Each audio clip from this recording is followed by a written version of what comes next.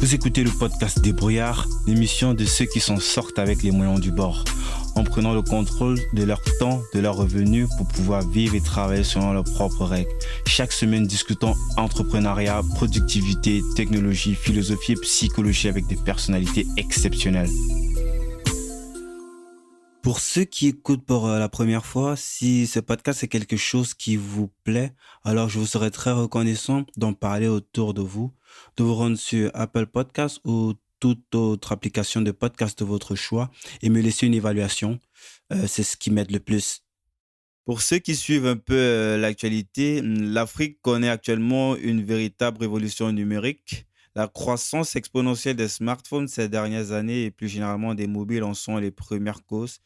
Il n'est pas du tout étonnant de voir de gros acteurs comme Facebook se lancer il y a peu sur ce continent avec sa crypto-monnaie baptisée Libra, basée sur une blockchain privée qui permettra de transférer de l'argent via un smartphone aussi facilement et instantanément que lorsque vous envoyez un message, d'après le communiqué officiel de Facebook. Dans cette même mouvance, je reçois cette semaine Nicolas Goldstein, le cofondateur de Talenteum Africa, plateforme digitale qui investit dans le capital humain en Afrique et le fait intervenir à distance en Europe. En 2016, il fait le grand saut.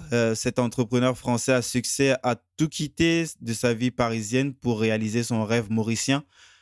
Un pur et dur serial entrepreneur comme on les aime dans le domaine des nouvelles technologies et de l'information. On abordera dans cet épisode ses anciens deals comme la création en 2004 du portail www.offshoredevelopment.com, leader en France dans l'externalisation des services. On parlera aussi de la société de production créée en 2009 Storyboard Animation, ayant comme partenaire industriel la société DQ Entertainment, cotée à la bourse de Bombay en Inde. Il est également impliqué au sein de Mauritio Startup Incubator et Startup Green, propulsé par Google, dont il nous expliquera comment il a fait pour être sélectionné pour un tel poste à haute responsabilité en île Maurice. Sur ce, je vous propose d'écouter ma conversation avec Nicolas. Bonjour Nicolas et bienvenue sur le podcast. Bonjour, merci. Je suis très content et honoré de te recevoir ici. Je te connaissais pas du tout avant que l'on organise cette interview. De base, je voulais parler avec toi de ta plateforme, talenteum.com, qui est une version beaucoup plus évoluée et aboutie de la mienne, myfreelancer.com, où je mets à disposition des entreprises européennes et d'ailleurs à distance des talents africains, essentiellement dans les métiers tech tels que des développeurs dans divers langages ou des experts en web marketing. Chez Talenteum, il y a moyen pour ces entreprises de outsourcer des métiers beaucoup plus complexes comme des juristes. J'ai lu des comptables, il y a même les assurances, des cours de langue en ligne aussi. J'ai vu dans une autre vidéo où il y avait des gens qui donnaient des cours en ligne à partir de votre base. Je sais pas, c'était un type c'était un coworking, je sais pas trop, mais une base en fait. Et en faisant mes recherches, j'ai découvert que j'allais interviewer un récidiviste, un serial entrepreneur, quoi. Et lorsqu'on tape même Nicolas Goldstein sur Google, on tombe sur des objets connectés.fr, Buzzbot, offshoredevelopment.com, Storyboard Animation, MSC, Mauriteo, Startup Incubator. Même comment ça s'appelle, j'ai oublié, le dernier projet avec qui est soutenu par Google, Startup Grind. Startup Grind, ouais. J'aimerais qu'on aborde tous ces points afin de mieux comprendre en fait l'efficacité avec laquelle tu gères les projets actuels. Donc, est-ce que je peux te demander, Nicolas, de te présenter? Oui, bien sûr. Donc, en fait, moi, je suis Nicolas Goldstein. Moi, ça fait un peu plus de 15 ans que je suis dans l'univers du web. Et comme tu l'as remarqué, c'est vrai que je suis un serial entrepreneur. J'ai créé mon entreprise dès la sortie d'université. J'ai fait une école de commerce, une fac de commerce, pour être plus précisément à Paris, en France. Et j'ai tout de suite été dans le bain de l'externalisation, vu que ma première entreprise s'appelait offshoredevelopment.com. C'était une place de marché qui met en relation des entreprises francophones avec des prestataires francophones basés dans le monde entier, essentiellement dans les services. 3 domaines, c'était le centre d'appel, l'informatique et tout ce qui est back-office. Et donc, je me suis créé tout un carnet d'adresses de prestataires basés en Afrique, en Maghreb plus précisément, en Europe de l'Est et aussi dans l'océan Indien, île Maurice, Madagascar.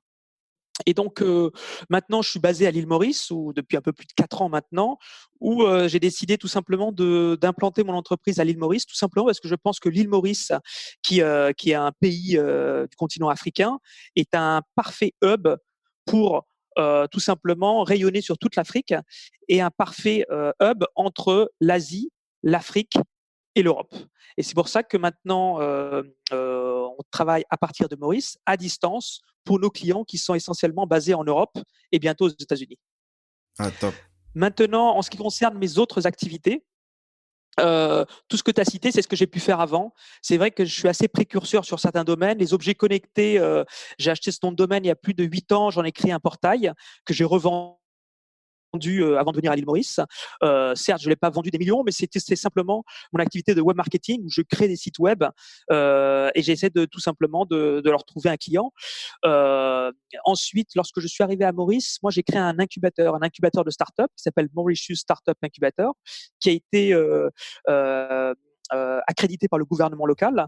Et donc, Mhm. on est spécialisé, nous, à l'île Maurice, avec Mauritius Startup Incubator, d'accueillir des startups étrangères qui veulent s'implanter à Maurice. Et nous, on leur offre tout un écosystème de services qui sont aussi bien le recrutement, la création de société que la comptabilité.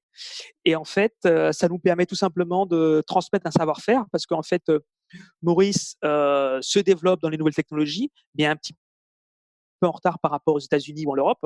Et donc, inviter les startups étrangères à s'implanter sur le continent, eh ben, c'est l'une des meilleurs moyens pour qu'on puisse transmettre le savoir-faire ici localement. Et donc, c'est ce qu'on a fait. Et tout simplement, on s'est rendu compte que ce que les entreprises recherchaient, les startups étrangères, c'était tout simplement des talents. Et donc, on a muté notre business model de Mauritius Startup Incubator. On est monté plus à un Mauritius Talents Incubator. Et maintenant, talenteum.com a été créé il y a un peu plus de 2 ans et c'est une startup en pleine croissance. Et tout simplement, qu'est-ce qu'on fait? C'est qu'on va rechercher des talents en fonction des besoins de nos clients qui sont basés en dehors de l'Afrique et qui sont essentiellement basés en Europe. Ok. Je, je te coupe un peu, ça fait beaucoup, beaucoup d'informations en une fois. Je voudrais qu'on revienne un petit peu en arrière. Toi, tu viens d'où? Où est-ce que tu as grandi? Donc moi, je suis essentiellement français et parisien pour être exact. Donc en Mhm. fait, avant de quitter la France, je suis toujours resté en France. J'ai eu l'opportunité de travailler avec des entreprises basées aux États-Unis, en Chine, en Inde. J'ai beaucoup d'expérience avec l'Inde. Donc quand j'ai commencé à externaliser, j'ai externalisé en Inde. Mais l'idée d'entreprendre, en fait, comment est-ce que de ta sortie d'école de commerce directement, tu crées une entreprise? C'est quoi? Qu'est-ce qu'il y a entre les deux? Pour toi, le salariat, c'était pas quelque chose qui était envisageable depuis l'école de commerce, c'était déjà dans tes plans de monter directement à ta sortie. Bah, ça a toujours été à la sortie de l'université, j'ai toujours voulu entreprendre. D'ailleurs, pour la petite histoire, c'est ma dernière année d'université, c'était une école en alternance. Et en fait, vu que personne ne voulait me prendre comme alternant dans une entreprise, j'ai moi-même créé mon entreprise et je me suis pris comme alternant. Je pense que j'étais le seul étudiant à avoir fait ça. J'avais créé l'entreprise pour payer mes études. C'était quoi? Et C'était donc, en quoi comme alternance en France, entreprise? j'avais une entreprise tout simplement qui faisait de la création de sites web. Mhm. Et donc, à l'époque, ensuite, c'est devenu offshore développement. Mais au début, je créais des sites web dans les années 2003 à 2004. Donc, c'était le début. Et donc, du coup, je terminais mes études en 2003. Et donc, pour payer les 2 dernières années d'études, j'ai fait une licence en vente négociation. C'était en alternance. Et donc, je me suis embauché dans ma propre boîte. Et en fait, c'est comme ça que j'ai terminé mes études. J'ai financé mes études en créant ma propre société. Et donc, j'ai toujours été l'âme d'entrepreneur, peut-être parce que mes parents sont commerçants d'origine. Et Tes donc, du parents, ils coup, sont j'ai créé entrepreneurs, ma première entreprise. indépendants? Ils sont entrepreneurs, donc indépendants. Ils étaient entrepreneurs, maintenant ils Mhm. travaillent plus. Et donc du coup, c'est peut-être pour ça que je suis devenu entrepreneur. Et en fait, tout simplement parce que j'ai jamais eu le travail que je voulais. J'ai postulé à des postes pour être salarié parce que vous savez, quand on est entrepreneur, souvent c'est souvent en dents de scie, c'est-à-dire tout se passe très bien, on est content, et puis dès que ça va mal, on veut reprendre un métier de salarié. Donc finalement, c'est ça la vie d'entrepreneur. Et donc du coup, j'ai toujours été entrepreneur et j'ai jamais lâché. Et j'ai eu des petits succès. Maintenant, c'est vrai que j'ai jamais eu encore de gros succès. J'ai beaucoup d'amis qui sont des entrepreneurs du web qui ont eu des gros succès. Gros succès, c'est-à-dire que leur startup est devenue une success story, ils l'ont vendu à plusieurs millions d'euros, etc. Malheureusement, c'est pas le cas pour moi, et j'y travaille tous les jours et j'espère que ça va le venir avec Talenteum. Ouais, top. Euh, L'idée, en fait, d'externaliser d'externaliser tous ces trucs en Afrique essentiellement,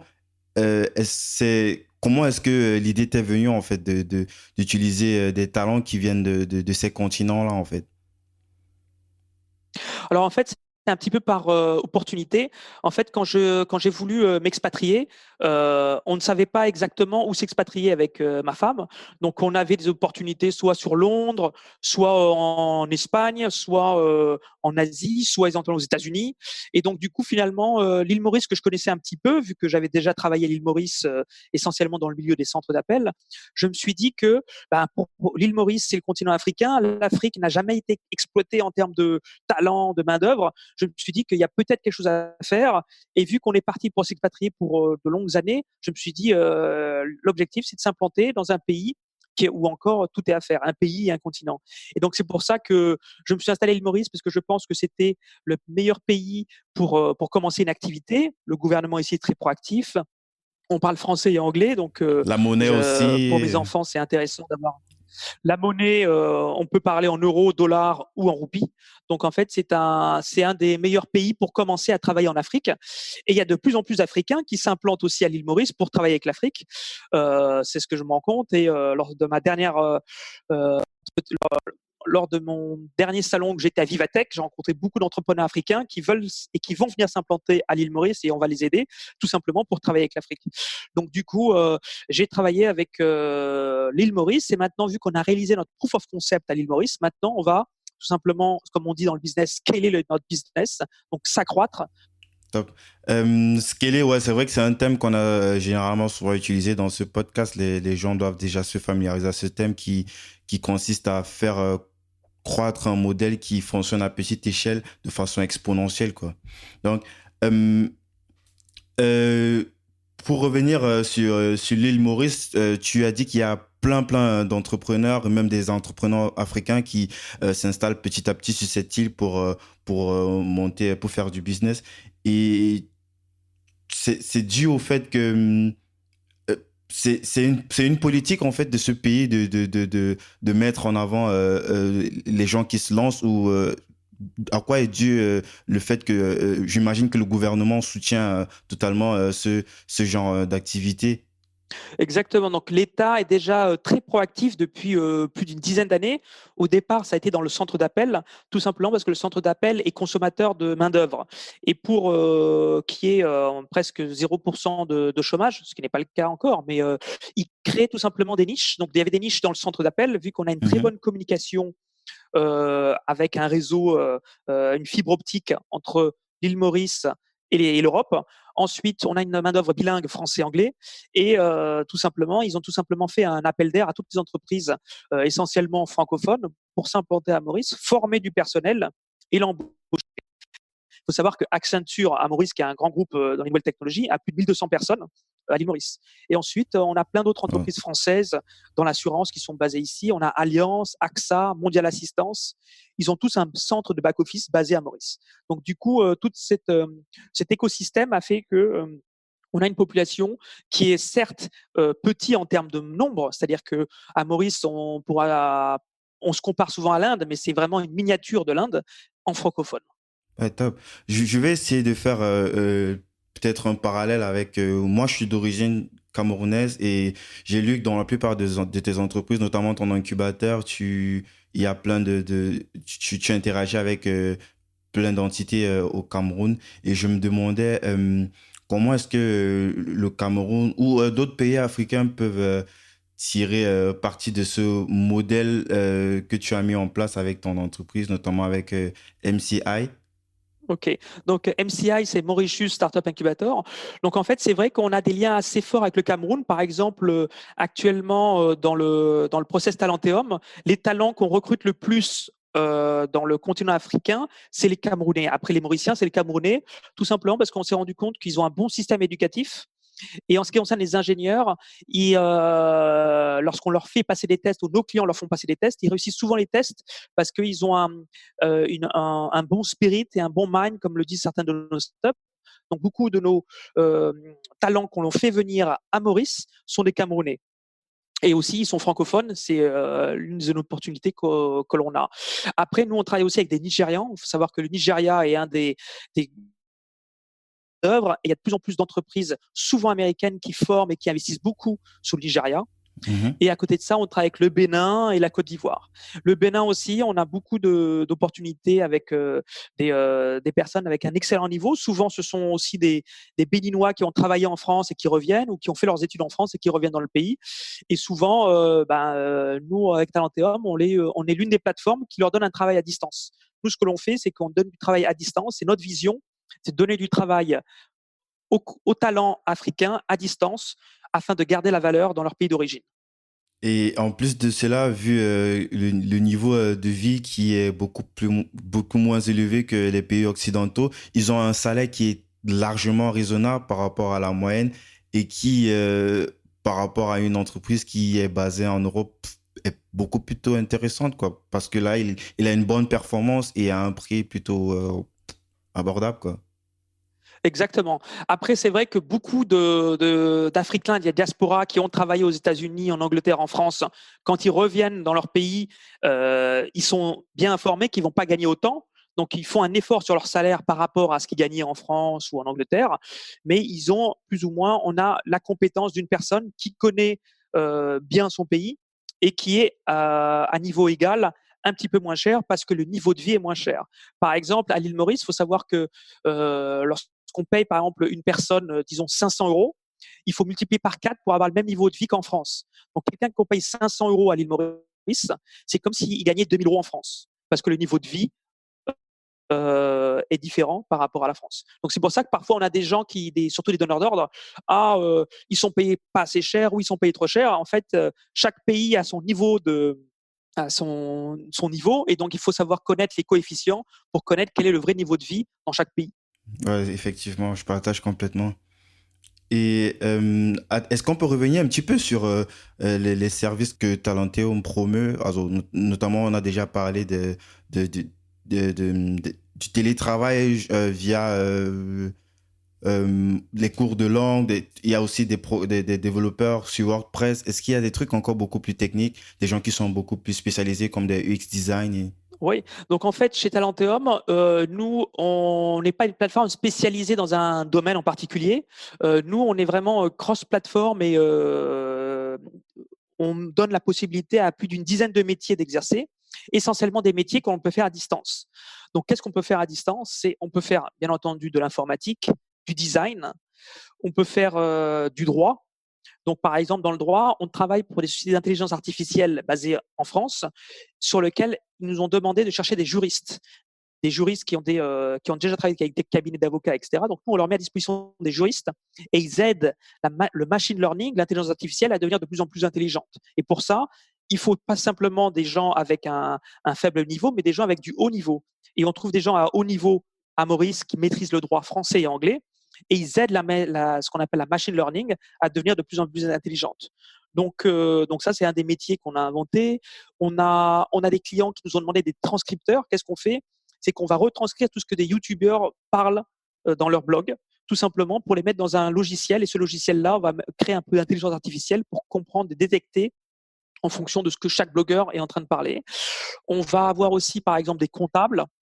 et c'est quoi l'objectif en fait? C'est quoi l'objectif Donc, de tout ce cette qui s'appelle pratique? transcription avec du machine learning, c'est tout simplement, par exemple, on va connaître, par exemple, la tendance d'une marque, ou la tendance d'un parti politique, tout simplement en fonction de ce que chaque blogueur est en train de parler. Donc, l'intelligence artificielle va reconnaître certains mots ou certains groupes de mots, et va dire, voilà, on a parlé sur la toile avec ce groupe de blogueurs-là, on a parlé de 100 fois de Coca-Cola. Coca-Cola a une bonne tendance sur la blogosphère, par exemple. Ou si c'est politique, voilà, tel ou tel parti politique est souvent mentionné. Donc, du coup, on va pas avoir une tendance des réseaux sociaux grâce à la retranscription qui a été faite par certaines de nos équipes qui sont, par exemple, basées, elles, à Madagascar. Il faut savoir qu'on est basé à Maurice, on a ouvert Madagascar, et on va ouvrir d'autres pays. Et chaque pays a un petit peu sa spécialité. Et ce qu'on se rend compte, c'est tout simplement, c'est que nos clients nous envoient une fiche de poste. Ils envoient la même fiche de poste en France, en Espagne, en Israël et aussi à Maurice. Et donc, du coup, maintenant, ils nous regardent plus comme, voilà, on vous envoie une fiche de poste et trouvez-nous quelqu'un pas cher en low cost. Non, ils nous envoient la même fiche de poste que s'ils envoyaient en France et c'est les meilleurs qui gagnent. Vous avez un talent qui est aussi bon qu'un Français ou un Espagnol ou un Israélien, gagnez. Et l'une des plus grosses fiertés, c'est quand on a été plus fort que certains Israéliens. Beaucoup de personnes disent ouais, les Israéliens sont très forts, certes. Et Maurice a gagné un appel d'offres par rapport à une équipe qui était basée en Israël. Et c'est les Mauriciens qui ont gagné. C'était une équipe en vente, sales, en télévente. Et donc, du coup, ils ont gagné tout simplement une fiche de poste. On a fait présenter différents talents et c'est l'équipe mauricienne qui a gagné. Et donc, maintenant, on se compare tout simplement au même talent. Et comme disait un certain philosophe, the world is flat, le monde est plat. Et ben, c'est exactement ça. Le monde est plat. Et maintenant, on va chercher la compétence partout dans le monde et que les meilleurs gagnent. Ah, top, c'est vraiment intéressant ça. Pour revenir un petit peu sur le business offshore development, est-ce que tu peux un petit peu spécifier? Est-ce que c'est quelque chose que tu as toujours ou que tu as déjà revendu? Donc en fait, je le gère plus. Donc en fait, maintenant je m'en occupe plus. Donc du coup, ça a été mon bébé qui m'a permis de me créer une maison à l'étranger, mais aussi mes clients. Donc maintenant, je m'en occupe plus. Mais pour dire la petite histoire, c'était la première plateforme d'externalisation de services en France et dans tous les pays francophones. Donc en fait, on externalisait les services qui sont un petit peu maintenant ce que j'ai toujours fait, c'est-à-dire que nos clients venaient vers nous pour réduire leurs coûts et trouver déjà des compétences en dehors de la France. Ok.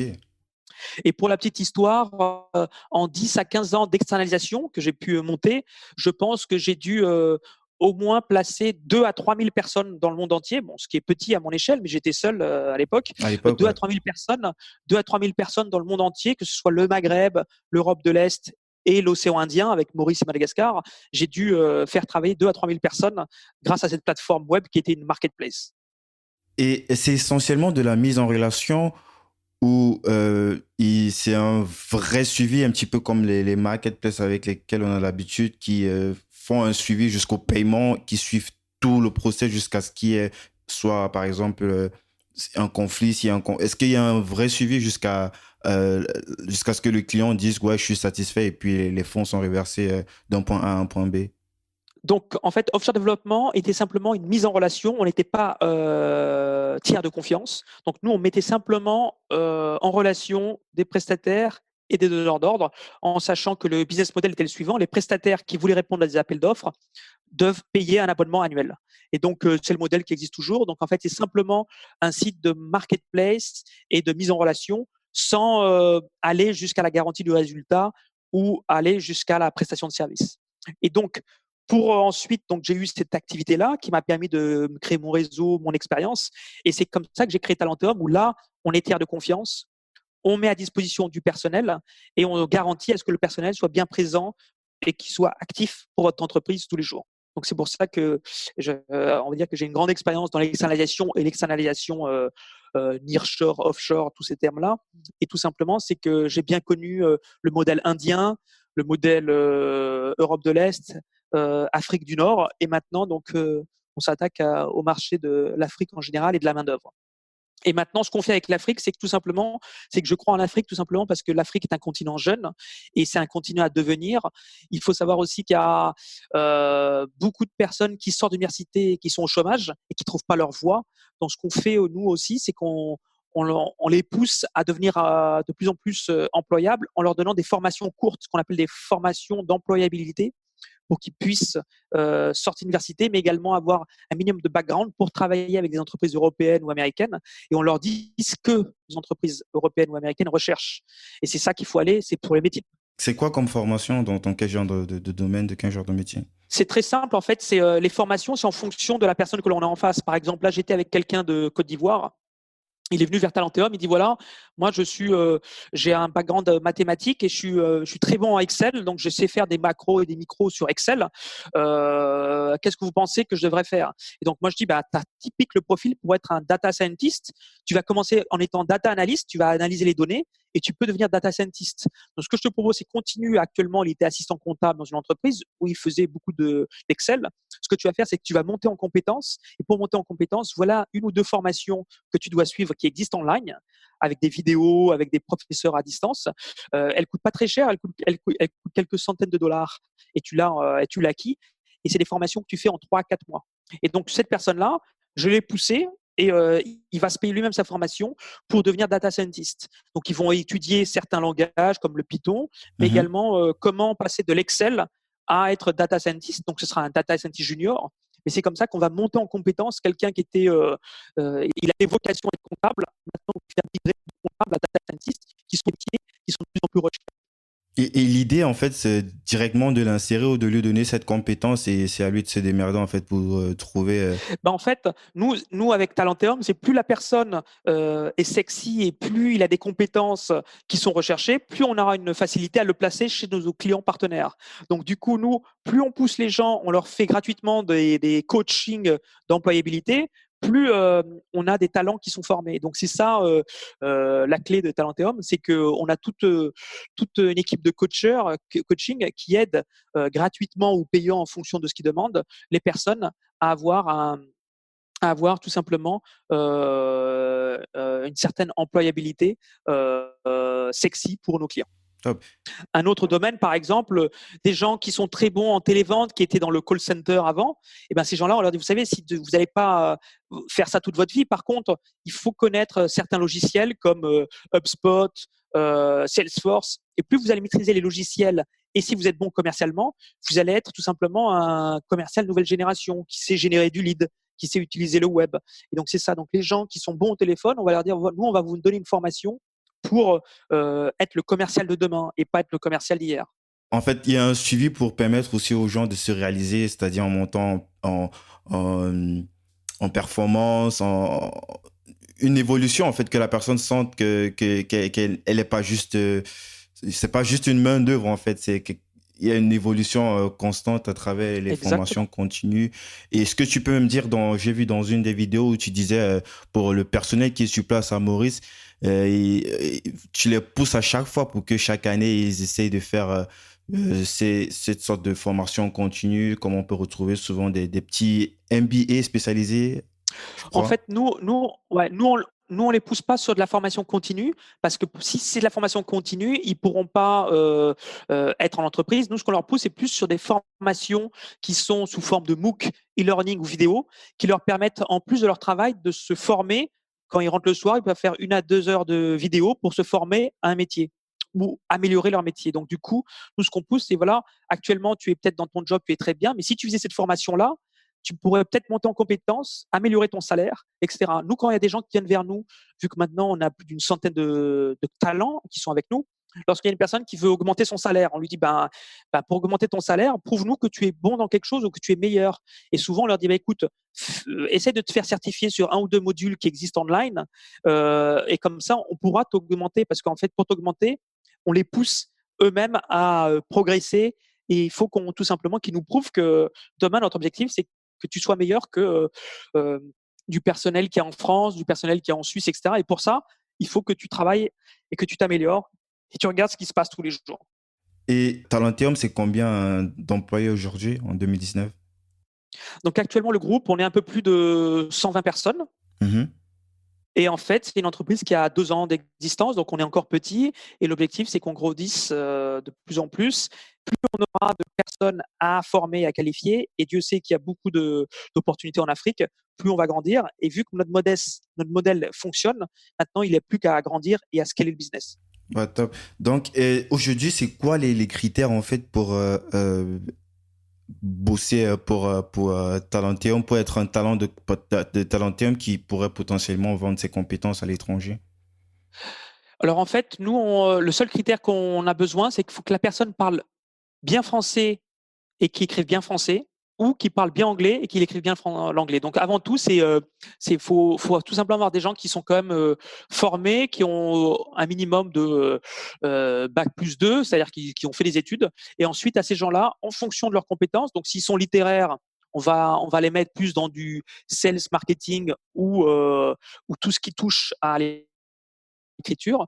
Si c'est les mecs qui ont fait plus des écoles d'informatique, ingénieurs, on va les orienter plus sur ce métier-là. Donc nous, en fonction de leur voix, on va les conseiller. Mais avant tout, il faut quand même qu'ils aient un socle pour bien parler, bien écrire, et ça c'est le socle avant tout. Donc c'est pour ça que nous on va jamais remplacer l'éducation qui se fait dans tous ces pays-là. Il faut que l'éducation soit bonne, ou que souvent les gens qu'on emploie, même en Afrique, ils viennent quand même d'une classe moyenne parce que leurs parents leur ont poussé à aller à l'école et à faire des études. Donc du coup, nous on va piocher dans ce talent, dans ce ressource de talent qui sont les personnes qui sortent d'université. Donc, au niveau des diplômes, c'est pas de grosses exigences, bac+2, et la personne doit pouvoir s'exprimer soit en français, soit en anglais. Il faut qu'ils soient curieux avant tout. Mhm. Est-ce que c'est des gens qui sont directement employables ou il y a toujours une petite phase, je sais pas, peut-être d'1 mois, 2 mois pour les entraîner un petit peu au métier qu'ils exerceront? En fait, c'est aléatoire. On a des gens qui sont des talents qui sont directement employables, et ça, c'est rapide pour nous, et heureusement, on en a. Et après, il y en a d'autres où on doit leur donner tout simplement, où on doit les conseiller sur certaines formations pour les rendre employables. Mais on va dire que on est venu à l'île Maurice parce qu'en fait, vu qu'on a des gens qui sont déjà formés, qui ont déjà travaillé pour une entreprise française, on va dire qu'à Maurice, 80% des personnes que l'on emploie sont directement mises à disposition de nos clients, et très peu d'entre eux font une formation. Mhm. Ensuite, tout dépend ensuite à qui on s'adresse, les opportunités qu'on en a. Des fois, on retrouve des pépites. On sait que avec cette personne-là, on pourra la faire devenir data scientist parce qu'on sait qu'on a une pépite en face de nous. Donc, on va le pousser à se former parce que derrière, on va le sentir. Donc, c'est ça qu'en fait, c'est souvent l'opportunité. On a mis en place des process, et c'est ces process-là qui nous permettent d'aller vite et de gagner en solution time to market. Déqualifier aussi les gens. Pour revenir aussi sur la partie chercher des talents, c'est quoi en fait votre process aujourd'hui pour chercher des talents? Est-ce que vous allez à dans des universités, des événements, je sais pas, dans ces différents pays, c'est quoi? Bien sûr. Est-ce qu'il y Donc a... pour l'instant, on est très bon sur les réseaux sociaux. Donc en fait, on est essentiellement présent sur les réseaux sociaux. C'est vrai qu'on fait pas assez de terrain, c'est-à-dire qu'on va pas assez dans les écoles. À l'île Maurice, vu qu'on a notre siège social, c'est là qu'on a le gros de notre main d'œuvre. Donc du coup, oui, là, on est présent sur pas mal d'événements. Et je pense que oui, bien entendu, il faut aller dans les écoles, il faut se faire connaître, il faut faire des événements. Et donc c'est ça qui nous pousse, on va dire, à réussir. Ouais, pour revenir sur Startup Grind, c'est vraiment quelque chose de gros, une grosse communauté mondiale. C'est pas que l'île Maurice, et c'est, je crois, plus de 600 villes, d'après ce que j'ai lu sur le site, avec plus de 125 pays dans lesquels vous êtes présents, des bénévoles, plus de 1000 bénévoles. C'est vraiment impressionnant. Du coup, comment t'es venue l'idée de monter ce truc-là et le partenariat, comment ça s'est fait avec Google? Donc en fait, tout simplement, j'ai postulé pour être le directeur, pour être le directeur à Maurice, et j'ai eu le poste. Donc en fait, c'est un poste bénévole, et on est directeur pendant 3 ans. Et pendant 3 ans, on doit faire 5 événements par an où on éduque la population et ceux qui sont adeptes aux nouvelles technologies à ce qui se fait de mieux en ce moment. Et on avait commencé à l'île Maurice en parlant de tout ce qui était crypto-monnaie. Après, on a parlé d'intelligence artificielle, on a parlé de big data. Et le dernier événement qu'on a fait la semaine dernière, c'était sur la data visualisation. C'est comment utiliser les chiffres et les données pour en faire des graphiques. Ah, c'est vraiment très intéressant et c'est quelque chose que je conseille si il y a des gens qui peut-être en vont peut-être d'un événement qui va. Et c'est sur le site, on peut savoir quand est-ce auront lieu les différents événements. Exactement. Donc moi, je m'occupe de Maurice. Donc les événements sont faits essentiellement à Maurice, mais on a par exemple, mes collègues sont basés dans chaque pays africain, et Mhm. Startup Grind est une grosse communauté d'entrepreneurs monde entier, et l'Afrique est très présente. Donc moi, je m'occupe aussi du continent africain, où lorsque j'ai besoin de quelque chose ou quand je vais dans un pays, je m'adresse à la communauté Startup Grind, et chaque personne, que ce soit au Cameroun, au Bénin, en Côte d'Ivoire, au Nigeria, on est un peu comme une famille, c'est-à-dire qu'on est tous reçus, très bien reçus, en tant que directeur de Startup Grind. Là, il y a vraiment de gros speakers. En termes de speakers, on a des gens comme Steve Watt, Putfield de Slack. Il y a, comment il s'appelle? la dame de White Combinator, Jessica Livingston. Franchement, c'est une grosse occasion. Et aussi pour networker, pour se faire son propre réseau aussi. Une grosse opportunité que je conseille Exactement. complètement. Donc en fait, c'est ça. En fait, nous, en tant que directeur, on a la chance, tous les directeurs sont invités chaque année une fois à San Francisco, où on a la chance de rencontrer tous ces mastodons du web, que ce soit le fondateur de Twitter, le fondateur de Y Combinator, le patron de LinkedIn. Et donc, c'est ça, en fait, on est bénévole pendant un an, mais ça nous permet d'avoir un réseau qui est assez intéressant. Et pour l'Afrique, c'est également bon lorsqu'on me demande, oui, mais comment vous allez faire pour attaquer un nouveau marché africain? Il faut savoir que moi, je ne suis pas africain, mais ça fait 4 ans que je suis dans l'écosystème des nouvelles technologies. Et pour apprendre un pays, c'est que je vais voir tout simplement mes talents qui sont par exemple nigériens ou camerounais et ils me parlent tout simplement de leur pays et de ce qui va pas. Et c'est comme ça que j'apprends sur chaque pays. Ah, c'est vraiment très intéressant. Et puis, j'espère qu'on aura peut-être l'occasion de se faire un follow-up par rapport à l'évolution de Talenteum. Avec Euh, grand plaisir. Du coup, on arrive sur la fin, mais j'ai encore quelques petites questions. Aujourd'hui, avec tous ces trucs que tu fais en même temps, comment tu fais, comment tu t'organises, c'est quoi tes petits secrets pour bosser? Tu as des soupapes comme ça dans la semaine, des outils spécifiques, des applications. Comment tu fais pour être plus efficace? Ok. Donc en fait, c'est vrai que tu as parlé un petit peu de toutes mes activités, mais en fait, c'est toutes ces activités-là, c'était en 15 ans. Donc en fait, actuellement, mon succès, c'est que je suis focus sur Talenteum. Ça veut dire dans les autres activités, même si elles existent encore, tu es plus opérationnel, il y a toute une équipe qui gère tout et puis toi, tu viens. Exactement. En fait, les autres activités, soit elles ont été cédées, soit elles marchent par elles-mêmes quand c'est des marketplaces. Et c'est pour ça que pour l'instant, je suis focus sur Talenteum parce que, pour vous dire la vérité, si j'ai pas été encore, euh, si j'ai pas encore réussi, c'est tout simplement c'est que j'étais trop sur différents sujets. Et pour réussir dans la vie, il faut être focus, bien maîtriser son sujet. Et c'est ce qu'on est en train de faire avec Talenteum.africa. Je suis pas seul, je suis avec un associé. Et en fait, on essaie d'être focus, bien comprendre les enjeux parce que c'est en comprenant et en respirant et en travaillant tous les jours sur un sujet qu'on va y arriver. Ah, top, c'est intéressant. Et des applications comme ça ou des rituels, tu te lèves tous les matins très tôt, Bah écoute, méditation. je, alors oui, il faudrait que je fasse de la méditation et j'ai du mal parce que c'est vrai que mon esprit est occupé tous les jours par une centaine d'idées, si ce n'est par des milliers d'idées.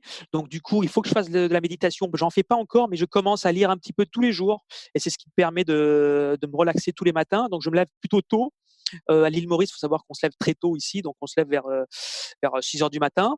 Et ce qui, tout simplement, d'un point de vue technologique, on utilise Trello, c'est un conduit de gestion de projet. Et ensuite, tous les collaborateurs, on les a sur Slack ou Skype, tout simplement. Et donc, on est très collaboratif, on fait beaucoup de visioconférences, aussi bien avec nos talents que nos clients. Et qu'est-ce que tu conseillerais au Nicolas de 20 ans, j'imagine, qui est presque à la fin de son cursus en école de commerce? Qu'est-ce que, si tu as l'occasion de revenir en arrière et de chuchoter quelque chose dans son oreille, qu'est-ce que tu lui dirais? Je lui dirais qu'il aurait dû être focus à la sortie d'université sur sa première start-up. Il aurait peut-être mieux réussi s'il allait au fond des choses. Et donc, c'est l'expérience qui parle. En fait, il faut aller au fond des choses et être focus dans un métier et ne jamais lâcher. Est-ce qu'il y a un livre comme ça que tu recommandes souvent ou que tu offres souvent en cadeau? Alors, je n'ai pas un livre en particulier, c'est une bonne question, mais en fait, tous les livres qui sont comment industrialiser les process, comment les premiers livres que je lisais, c'était comment devenir riche, comment devenir riche, exactement. Donc, il y en a des centaines. Maintenant, j'ai un petit peu abandonné ces livres-là parce qu'il y a toujours le même process. Et la clé, c'est tout simplement, c'est comment industrialiser les process pour toucher son marché et réussir son business model. Ouais, top. Et que ferais-tu si tu n'avais pas peur? C'est une question qui pose souvent en interview chez Facebook. Alors, bonne question. Donc, j'ai jamais été recruté par Facebook, ni même passé un entretien. Donc, qu'est-ce que je ferais si je ne serais pas peur? C'est tout simplement, je fixerais mon objectif à 100 000 talents en Afrique d'ici 10 ans. Wow. Ça en fait de l'objectif là. Ok. Où est-ce que les gens peuvent se rendre pour en savoir plus sur toi, voir un petit peu ton travail sur Talenteum? Bien évidemment, on va mettre le lien du site dans la description de l'épisode. Sinon, est-ce qu'on peut te contacter ailleurs sur LinkedIn? Je sais pas. Voilà, LinkedIn, je suis assez présent sur LinkedIn. J'ai un très gros réseau, je crois que je dépasse les 20 000 contacts déjà. Donc, du coup, LinkedIn, c'est l'un des meilleurs réseaux sociaux B2B. Et donc, tout le monde peut m'inviter avec grand plaisir. Et sinon, pour le reste, talenteum.africa ou .com est la plateforme où vous pourrez avoir accès aux talents basés essentiellement en Afrique. Top. J'ai une dernière chose pour toi. C'est un bouquin que j'ai lu dernièrement et j'ai offert déjà à trois de mes invités. Je sais pas si tu sais, le principe de l'émission, j'offre des bouquins aussi à la fin de chaque émission. D'accord. C'est un bouquin de Guillaume Declercq et Baodine qui présente les secrets de productivité de 300 start-upers qui cartonnent. Le bouquin s'appelle La 25e heure. Je sais pas si tu as entendu parler. Oui, j'ai déjà entendu parler et je crois que je l'ai déjà lu. Ah bon? Ben, Ouais. disons, ça sera un bouquin que tu vas mettre ajouter dans ta bibliothèque, vu que tu l'as déjà lu ou que tu vas relire. Exactement, ok. Et ben en tout cas, j'ai été ravi de cette interview. Et puis ce que je Merci te propose, encore. c'est de garder contact parce qu'on va se suivre. Effectivement, merci beaucoup de m'avoir accordé ton temps pour cet échange et euh, salut. Allez, à bientôt, bonne journée. Merci d'avoir été avec moi jusqu'au bout de cet épisode de Débrouillard.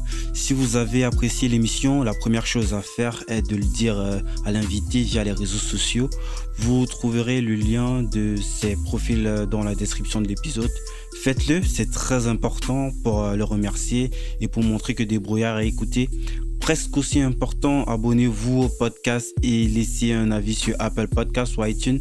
5 étoiles de préférence, ça permet à Débrouillard de monter dans les rankings et d'être donc découvert par de plus en plus de gens. Toutes les informations pour savoir comment vous abonner et ne pas rater les prochains épisodes sont sur débrouillardpodcast.com.